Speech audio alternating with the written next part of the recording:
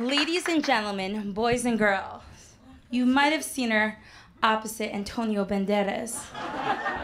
She is unbelievable. If you didn't see her opposite him, you saw her on Days of Our Lives. And if you didn't see her then, you saw her absolutely on Broadway. Ladies and gentlemen, the fabulous Miriam Greene!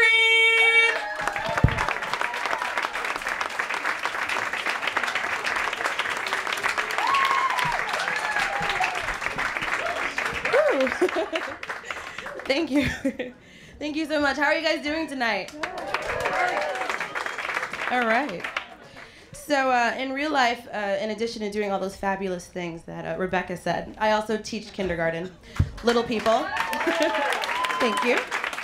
And I love them because, you know, they're so innocent. They're not afraid to dream big. And in that world, most problems can be solved with some candy and a SpongeBob sticker. But it's the truth. But, you know, when we get older, you know, most problems can't be solved that way. But I think I found the solution, and I'm going to share it with you tonight. Gather around me, everybody. Gather around me while I preach some. I feel a sermon coming on me. The topic will be sin, and that's what I'm again. If you wanna hear my story, then settle back and just sit tight while I start reviewing the attitude of doing right.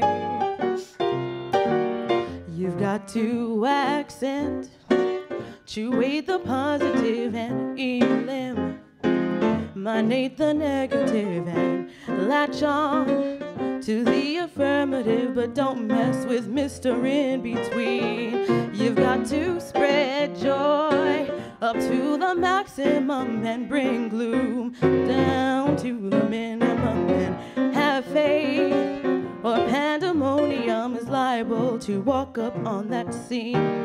To illustrate my last remark, Jonah in the whale, Noah in the ark.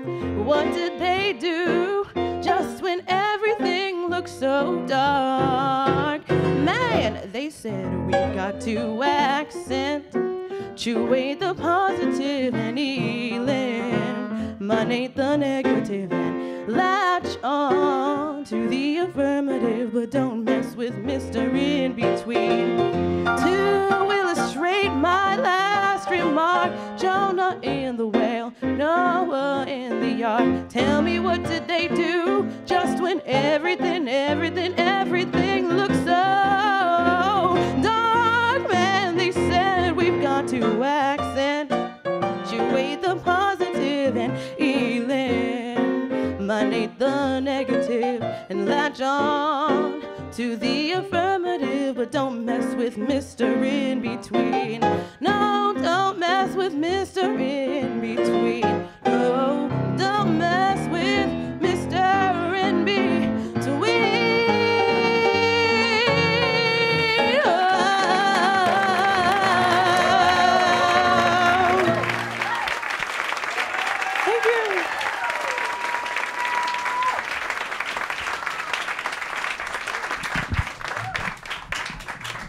Oh. Thank you. Thank you. That's my father. Hi, Daddy.